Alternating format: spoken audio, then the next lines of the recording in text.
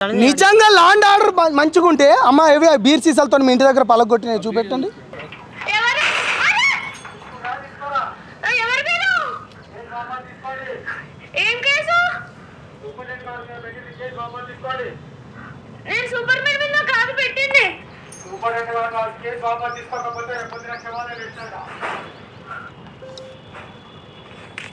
అవి ఎందుకు వచ్చి కొడతాడు కాదు, ఇవన్నీ ఇంటి దగ్గర ఉన్న బీర్ సీసాల విజువల్స్. ఇది దగ్గర పెట్టుకున్న తర్వాత అమ్మ ఇది ఇంకా ఇవ్వమ్మా కొన్ని చూపెట్టండి. ఇదిగోండి, ఇది కాదమ్మా వీడియో, ఏది వీడియో చూపెట్టు.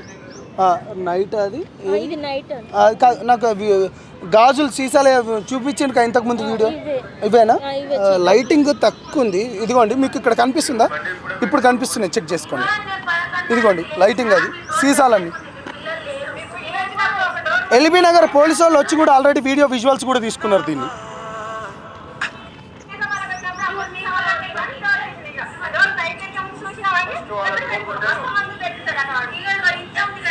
ఒక్క నిమిషం ఆగండి.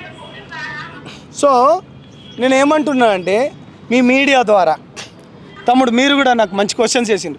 నిజంగా నేను ఒకటే చెప్తున్నా, నిజంగా చట్టం తన పని తాను చేసుకుంటూ పోతుంటే సీతక్క గారు కూడా ఫోన్ చేసినా కానీ గౌరవ మహిళా మంత్రిగా, మహిళా శిశు సంక్షేమ మంత్రి, ఇంకా తర్వాత మాకు డౌట్ వస్తుంది గిరిజన బిడ్డ. నిజంగా అంటే నేను ఈ సందర్భంగా చెప్పొచ్చో చెప్పరాదో, ఒకవేళ లంబాడి బిడ్డ అనుకొని ఆమె కూడా గోండు బిడ్డ అనుకొని మరి కుల వివక్ష ఏమైనా ఉందేమో అట్లా. నేను ఎప్పుడు కులాల గురించి ఎప్పుడు మాట్లాడు, నాకు అవసరం లేదు.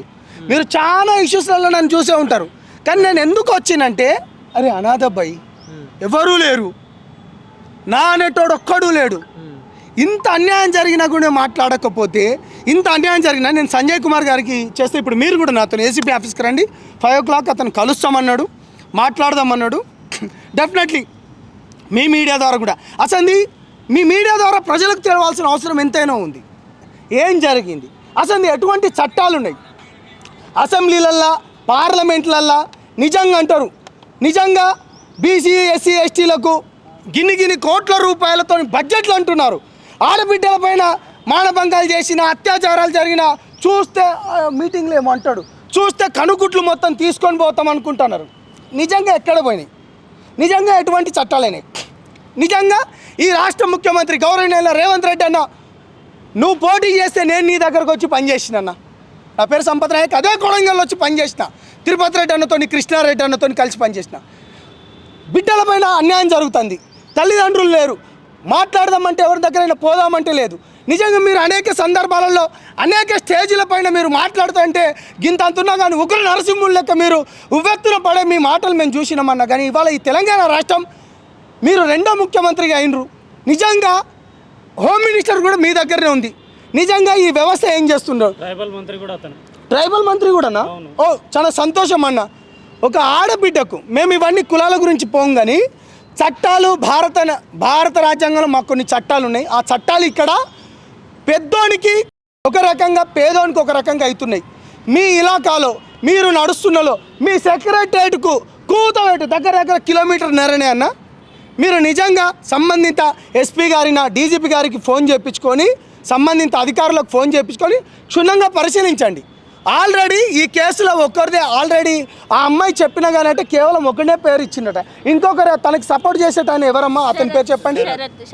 శరత్. ఏ విధంగా అతనికి ఏం హెల్ప్ చేస్తాడు అది కూడా మీడియాకి చెప్పండి. మీరు ఏం హెల్ప్ చేస్తాడంటే ఏమో సార్, నేను ఎన్నిసార్లు పోయి కంప్లైంట్ ఇచ్చినా ఆయనను సపోర్ట్ చేసుకుంటూనే వచ్చిర్రు. ఇవాళ నాకు డ్యూటీ ఇవ్వచ్చు, ఎందుకంటే నా దగ్గర తప్పు లేదు కాబట్టి నువ్వు చేసుకోవాలని ఇవ్వచ్చు. నాకు పర్మనెంట్ లెటర్ కూడా ఇప్పించింది వాళ్ళే అనే తెలిసింది సార్. మరి శరత్ గారి పైన కూడా మీరు కంప్లైంట్ ఎందుకు రాయలేదమ్మా? మీరు నాకు హరాజ్ అయింది కామేశ్వరరావు తోటే కాబట్టి నాకు ఆ రోజు కామేశ్వరరావు మీదనే పెట్టిన. మరి శరత్ అని ఇవన్నీ చేస్తున్నాడు అని మీకు ఎప్పుడు తెలిసింది? నాకు ఫస్ట్ నుంచి తెలుసు కదా సార్. నేను ఫస్ట్ నుంచి తెలిసినా కానీ మరి మీరు ఎందుకు కేసు పెట్టలేమ్మా అతని పైన? ఆయన తోటి ఆయన కేసు ఏం పెట్టాలో ఏం పెట్టొద్దు నాకు పోలీస్ స్టేషన్ గురించి తెలియదు కదా. కనీసం మరి పోలీస్ స్టేషన్ మీకు మంచిగా సరిగ్గా రిసీవ్ చేసుకున్నారా? ఎవరు లేరు సార్, మేము ఎప్పుడు పోలీస్ స్టేషన్ ఎక్కలేదు, ఇది ఫస్ట్ టైం. నేను మళ్ళీ అప్పలనాయుడు గారికి నా నెంబర్ నుంచి కాల్ చేస్తే ఒకసారి తమ్ముడు ఒకసారి నెంబర్ ఇవ్వండి, చూద్దాం అసలు చట్టాలు ఏంది, వ్యవస్థ ఏంది, మాట్లాడాలి. దీంట్లో హెల్త్ మినిస్టర్ రాజనరసింహ కూడా ఒక ఎస్సీ సామాజిక వర్గానికి చెందిన వ్యక్తి, ఒక హెల్త్ మినిస్టర్ రాజనరసింహ గారు ఒక సీతక్క కూడా స్పందించకపోవడం, ఒక ఎస్టీ సామాజిక వర్గం సంబంధించిన మహిళా మంత్రి వారి కూడా స్పందించకపోవడం, దీన్ని ఏ విధంగా చూసుకోవచ్చు అంటే ఒక మహిళకి అన్యాయం జరిగిందని చెప్పి ఈ రోజు సంపతన్న గారు తీసుకున్నటువంటి స్టాండ్ ని ఏ నాయకులు కూడా ఏ ప్రభుత్వ అధికారులు కూడా తీసుకోవట్లేదు. దీన్ని ఏ విధంగా చూసుకోవచ్చు అంటే ప్రభుత్వం సెక్టర్ లోనే జరిగింది కదా, ప్రభుత్వం గౌరవం పోతుంది కాబట్టి బయటికి రావద్దు అంతే. ప్రభుత్వ సెక్టర్ లో జరిగింది కదా, అదే ప్రైవేట్ సెక్టర్ లో లేకపోతే ఈ మన ఆర్టీసీ క్రాస్ రోడ్ లో ఒక మహిళ మీద దాడి జరిగింది, అది ప్రైవేట్ సెక్టర్, ఆడైతే డబ్బులు వస్తాయి కదా, ఇక్కడ డబ్బులు రావు కదా. ఇది గవర్నమెంట్ సెక్టర్. గవర్నమెంట్ సెక్టర్ దగ్గర సంబంధిత పోలీస్ స్టేషన్లో ఆ ఎస్ఐ గారు సిఐ గారు అతనికి నేను ఇప్పటిదాకా మీరు మీడియా ముఖంగా చూశారు, నాంపల్లి ఎవరు అప్పలనాయుడు గారికేనా ఎన్నిసార్లు కాల్ చేశాను, ఇప్పటి నుంచి 10 సార్లు కాల్ చేసినా లేపట్లేదు.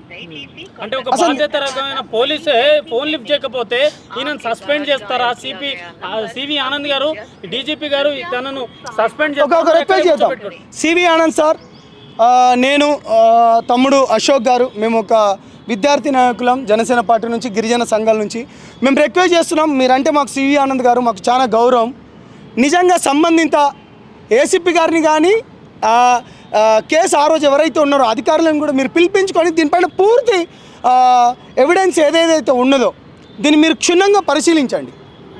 మీ పైన మాకు చాలా గౌరవం ఉన్నది. ఒక ఆడబిడ్డ దగ్గర ఇప్పటి వరకు 2 కేసు పెట్టి దగ్గర 2 months అయినా ఇప్పటి వరకు అరెస్ట్ చేయకపోవడం. మరి కేసు పెట్టి 2 months అవుతుంది, ఇప్పటి వరకు ఎటువంటి యాక్షన్ తీసుకోలేదు అంటున్నారు గవర్నమెంట్ వాళ్ళు కానీ పోలీసులు కానీ. మరి మీరు చేసే ఈ పోరాటం వల్ల అయినా వాళ్ళలో మార్పు కనిపిస్తుందని మనం అనుకోవచ్చా? డెఫినెట్లీ ఒకటే చెప్తున్నాను మీ ద్వారా, ఎందుకంటే నేను అనేక సందర్భాల్లో మేము ఏంటంటే ఉద్యమాలు తీసుకుపోతాం ప్రభుత్వ దృష్టికి, కానీ ఇక్కడ ప్రభుత్వానికి ప్రజలకు మధ్యలో ఉన్నది సరైన అక్కడ కేసు కానీ చేయాలన్నా లేకపోతే ఛార్జ్ షీట్ పెట్టాలన్నా పోలీస్ అధికారులు. మేము అనేక సందర్భాల్లో మొన్న చైత్ర కావచ్చు, లేకపోతే ఎల్బీ నగర్ ఇష్యూలో లక్ష్మీబాయి దగ్గర కూడా కావచ్చు, ఇదే తమ్ములం ఇదే గ్రూపు ఇదే మేము మా వరకు ఎంతవరకు వస్తే అంతవరకు మేము చేసుకుంటాం. మొన్న మియాపూర్లో పాపని రేప్ చేసిన తండ్రి విషయంలో కావచ్చు, మాకు జస్ట్ ఇలా పొద్దున్నే మాకు తమ్ముడు అశోక్ నాకు మెసేజ్ పెట్టుడుతోనే వెంటనే ఇట్లే మీ యూట్యూబ్ ఛానల్ ద్వారానే ఒక బ్రదర్ ఆల్రెడీ ఇంటర్వ్యూ తీసుకుంటే అట్లనే మాకు తెలిసింది. మేము ఒక్కటే చెప్తున్నాం, లాస్ట్ వరకు మీరు చూస్తూనే ఉన్నారు. సంబంధిత అధికారికి నేను ఎన్నిసార్లు కాల్ చేస్తున్నానో మీరు చూశారు. కానీ ఏసీపీ గారు లైన్లోకి వచ్చారు, సంజయ్ గారు లైన్లోకి వచ్చారు, మంచిగా మాట్లాడిండు. సంపత్ గారు మీరు సాయంత్రం 4 గంటలకు 5 గంటలకు మీరు రండి అన్నారు. మనం అందరం వెళ్దాం. మనం ఏం చేద్దాం అంటే మీడియాగా 4th ఎస్టేట్ లెక్క మీకు దీనిపైన బాధ్యత ఉంది, ఒక విద్యార్థి నాయకుల లెక్క లేకపోతే సమాజంలో మేము ఒక పార్టీ లెక్క ఉన్నాం కాబట్టి మాకు బాధ్యత ఉంది. ఒక ఆడబిడ్డకు మనమందరం కలిసి న్యాయం జరిగే విధంగా మనం పోరాడదాం. ఈ ఇన్సిడెంట్ ఎక్కడో జరగలే, హైదరాబాద్లో 24/7 నడిబొడ్డున ఉండే నీలోఫర్ హాస్పిటల్. అంటే కంటిన్యూ రోజు ఒక 10,000 కేసులు అవుతాయి దాంట్లో. ఒక హాస్పిటల్ సంబంధించి నీలోఫర్ హైదరాబాద్లోనే ఫేమస్ హాస్పిటల్, గవర్నమెంట్ హాస్పిటల్లో. అలాంటి హాస్పిటల్లో కూడా ఒక మహిళకు కూడా భద్రత లేకపోతే ఇది ఎక్కడో ఆదిలాబాదో ఏదో చెంచు గ్రామాలలో ఏదో భద్రాచలం మారుమూల ప్రాంతాలలో జరిగింది, అక్కడ ఎవరో తెలియదు, ఏదో మారుమూల ప్రాంతంలో అయిందంటే ఒక విధంగా చూడొచ్చు. కానీ ఒక మహిళ ఎక్కడి నుంచో వచ్చి తను బతుకు కోసం ఇక్కడ నీలోఫర్ హాస్పిటల్లో హైదరాబాద్లో జరిగితే కూడా ఒక సూపరింటెండెంట్ గారు కూడా ప్రభుత్వం సెక్టార్లో జరిగింది కాబట్టి ఇమీడియట్గా హెల్త్ మినిస్టర్ రాజనరసింహ గారు స్పందించాలి. ఎవరో స్పందిస్తే కాదు. ఒక అమ్మాయికి అన్యాయం జరిగింది, గవర్నమెంటే తనకు వచ్చి పర్మనెంట్ జీతం ఇచ్చి తనకు ఇల్లు ఇచ్చి తనకు ఆ కామేశ్వరరావు ఆయన కామం మొత్తం ఆయన నోట్లోకి వెళ్ళి తీస్తాం కొడుకుది, వాని సంగతి చూస్తాం. ఇప్పుడు గిరిజన సంఘాలుగా వాడు ఏమనుకుంటుండో, రేపు కాదు ఒక 2 రోజులు అయితే మా సేవలాల్ మహారాజ్ జయంతి, ఇదే సేవలాల్ మహారాజ్ వారసులం. రేపు ఎల్బీ నగర్లో ఎట్లయితే మా అక్క వాళ్ళ ఇంటికి వెళ్ళి శారద గారి ఇంటికి వెళ్ళి సీసాలు బలగొట్టిండో, రేపు ఆయన ఇంట్లో సీసాలు బలుతాయి. ఇది కూడా హెచ్చరిస్తున్నాం. పోలీసులు చట్టం చేస్తే చట్టం చేయాలి, లేకపోతే మమ్మల్ని వదిలిపెడితే మేము ఏ విధంగా చేయాలో మాకు చాలా తెలుసు. ఎందుకంటే చైత్ర పాప విషయంలో కూడా ఈరోజు ఒక అన్యాయం జరిగింది, ఏదో మానవతృత్వంతో న్యాయం జరిగింది. అన్ని కేసుల్లో ఈ అక్కకు న్యాయం జరిగే వరకు ఇప్పుడు మీరందరూ వచ్చారు. మీ అందరికీ, ఎందుకంటే మీరు లేకపోతే ఈ సమాజానికి ఆడబిడ్డలకు ఎక్కడ న్యాయం జరుగుతుంది అనేది మీరే ఈ ప్రపంచానికి తెలియజేస్తారు. కాబట్టి మీరు వచ్చినందుకు కనీసం ఈ 2 నెలల తర్వాత ఆమె 2 నెలల నుంచి ఎందుకు వస్తలేదని మీరు అడుగుతున్నారు. ఈ 2 నెలల నుంచి వాళ్ళ చిన్న పిల్లలు చిన్నపిల్లలు ఒకటి సెకండ్ క్లాసా ఫస్ట్ క్లాస్ ఏమో ఉన్నట్టు ఫోర్త్ సిక్స్త్ క్లాస్ వాళ్ళని చంపేస్తామని బెదిరిస్తున్నారు. తను ఎక్కడికి వెళ్తుంది ఇక ఎక్కడ చెప్పుకోవాలి. లేకపోతే మన E9 టీవీ సంతోష్ గారు మాకు మేమే ఫోన్ చేసి వీడియో వైరల్ అయితే ఎక్కడ జరిగింది ఏం జరిగింది, మేమంతా గిరిజన సంఘాలుగా మేమందరం ఉన్నాం, ఇంకా బతికే ఉన్నాము, అమ్మాయికి ఇంత అన్యాయం జరిగితే మాకు కూడా చెప్పాలని చెప్పేసి వెంటనే తను కలెక్టర్ ఆఫీస్ ఉంటే సంపతన్న గారిని రిక్వెస్ట్ చేసి ఈరోజు ఇక్కడ తీసుకొచ్చాం. మేము ఇమీడియట్గా నీలోఫర్ హాస్పిటల్ దగ్గర ధర్నా కూర్చుంటాం, ఏసీపీ గారి దగ్గరికి వెళ్తాం. అప్పలనాయుడు గారు ఏ విధంగా అయితే స్పందించారో 5 గంటలకు 6 గంటలకు అమ్మాయి అక్క పిఎస్కి వెళ్ళింది. ఒక మహిళ ఎంతసేపు ఉండొచ్చండి? 6-7 గంటల తర్వాత మహిళ పోలీస్ స్టేషన్లో ఉండకూడదు. ఇది యాక్టు. రాత్రి 11 గంటల వరకు శారదన ఎందుకు ఉంచుకున్నాడు అక్కడ? దాని తర్వాత ఒక నిమిషం, కేసు ఎన్నిటికి 16వ తారీఖు పోతే మళ్ళీ మీరు ఎప్పుడు వచ్చిండ్రమ్మా? నేను 16 నైట్ వెళ్ళినాం సార్. 17వ తారీఖు ఎఫ్ఐఆర్ అయింది. 17వ తారీఖు ఎఫ్ఐఆర్ అయింది. ఆ ఎఫ్ఐఆర్ కాపీ కూడా మీకు చూపియండి అమ్మా. మీరు ఇదే ఎందుకనే 17వ తారీఖు 9 గంటలకండి, 16కు వెళ్తే 17వ తారీఖు నిజంగా అసెంబ్లీలో వీళ్ళు ఎంత బ్రహ్మాండంగా మాట్లాడతారంటే, అందుకే ప్రజలారా మేము చెప్పేది ఒక విద్యార్థి నాయకులు లెక్క పిహెచ్డీలు డాక్టరేట్లు పట్టాముట్టుకొని మీకు సిగ్గు లేకుండా మేము ఎందుకు చెప్తున్నామంటే, ఇక చూడండి 16వ తారీఖు వెళ్తే ఇగో ఇక్కడ మీరు 17వ తారీఖు 17/12 నెల 2024 2024 నైటు ఇక్కడ మీకు 21 అంటే మీరు చూడండి. ఒకవేళ ఇది గిట్ట అబద్ధం అనుకుంటే మీరు పోలీస్ స్టేషన్లలో కెమెరాలు ఉన్నాయి, కెమెరాలు ఒకసారి చేయండి. వాళ్ళ దగ్గర పోవడుతోనే అంటారు, మళ్ళీ మా దగ్గర కెమెరాలు పని చేయట్లేదు అంటారు. అంటే నేను ఏమంటున్నానంటే, ఇంత చదువులు చదివి ఇంత కొట్లాడుకొని నిజంగా నేను అందుకనే ప్రజలారా మీరు కూడా ఆలోచించుకోండి. కింద కామెంట్లు అంట సూపరు, అది చేయాలి ఇది చేయాలని కాదు. మీ విలువైన సమయంలో ఒక 1 అవర్ ఇటువంటి ఇన్సిడెంట్ జరిగినప్పుడు ఇటువంటి వాళ్ళకి సపోర్ట్ చేయాలి. ఇలా మీడియా ముఖంగా నిజంగా చెప్తున్నా, మీ అందరికి చేతులైతే దండం పెడుతున్నా, రిక్వెస్టింగ్ యూ. మీలాంటి వాళ్ళు బాగానే స్పందిస్తున్నారు. కానీ నేను ఒకటే చెప్తున్నాను, ఈ బిడ్డకు న్యాయం జరిగే వరకు ఇటువంటి బిడ్డలు అయినా జరుగుతూనే ఉంటాయి. కానీ మనం ఏమో మీరు అడగాలనుకుంటున్నారు, అడగండి సార్. ఇప్పుడు పిఎస్కి వెళ్తేనే ఇంటి మీదకి బీర్ చేసాలు పెట్టుకుని వెళ్ళి కొట్లాట అయ్యేంత వరకు చేశారు. ఇప్పుడు మరి ప్రెస్ మీట్ని పిలిచి మీరు ఎంత చేస్తున్నారు, ఇంకేం జరగదని గ్యారంటీ? బ్రహ్మాండంగా మీరు ఎగ్జాక్ట్లీ మంచి క్వశ్చన్ వేసాను. మేము ఇంతకు ముందు జరిగిన ఎటువంటి కేసు ఇన్సిడెంట్ టేకప్ చేసినా కానీ అవతలకు జైలు శిక్ష పడ్డది. అవతలలో ఆల్రెడీ చైత్ర విషయంలో ఏం జరిగిందో మీ అందరికీ తెలిసిందే. మియాపూర్ విషయంలో వాడు తండ్రి ఎవరైతే రేపు చేసినా మేము వాడిని కూడా వదలలేదండి, వాడు కూడా జైలుకి వెళ్ళిపోయాడు. దాని తర్వాత ఎల్బీ నగర్ విషయంలో ఎస్ఐలను సస్పెండ్ చేయించి దాని తర్వాత ట్రాన్స్ఫర్ చేయించినాం. మాకు ఇవాళ మార్నింగ్ ఉదయము తమ్ముడు దగ్గర నుంచి అశోక్ దగ్గర నుంచి నాకు ఎర్లీ మార్నింగ్ ఎన్నిటికంటమ్మా నేను ఒక 10 days నుంచి నేను జ్వరంతో ఉన్నాను. అయినా కానీ తెలుసుడుతోనే నాకు ఎన్నిటికమ్మా ఇతను వచ్చింది 9:46కి నా దగ్గరకు వచ్చిందమ్మా ఈ కేసు. 9:46 దగ్గర నా దగ్గరకు వస్తే 1 o'clock వరకు నేను వచ్చేసి తీసుకున్నాం.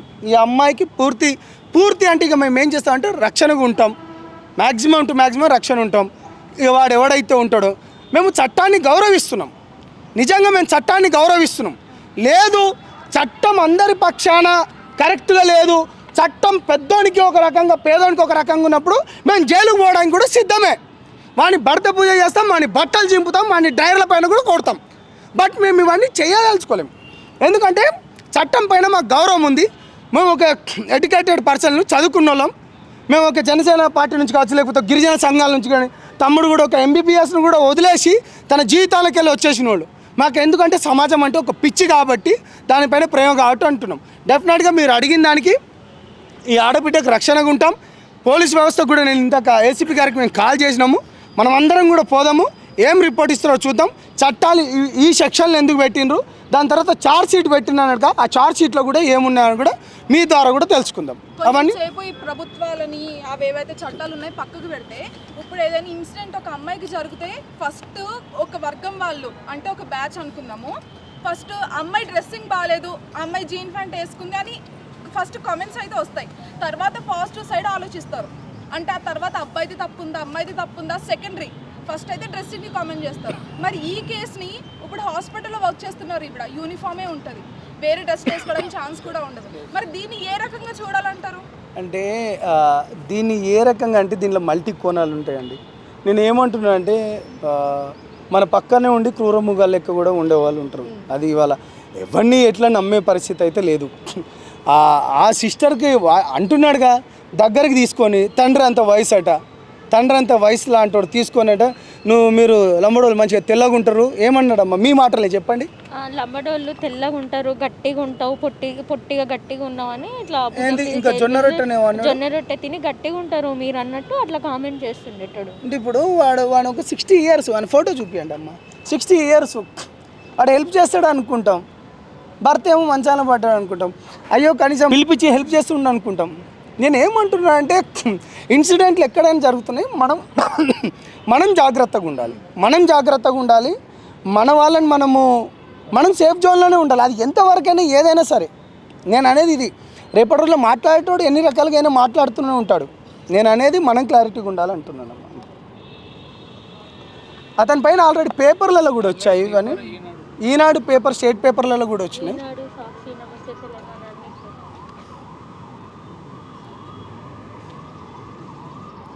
రైట్, మనమందరం ఇప్పుడు అందరం ఏసీపీ ఆఫీస్కి వెళ్దామండి. ఏసీపీ ఆఫీస్ దగ్గరికి వెళ్ళేసి కేసు పెట్టి ఇన్ని రోజులు అయింది కదా, ఏం జరిగింది అనేది కూడా మనం తెలుసుకుందాం.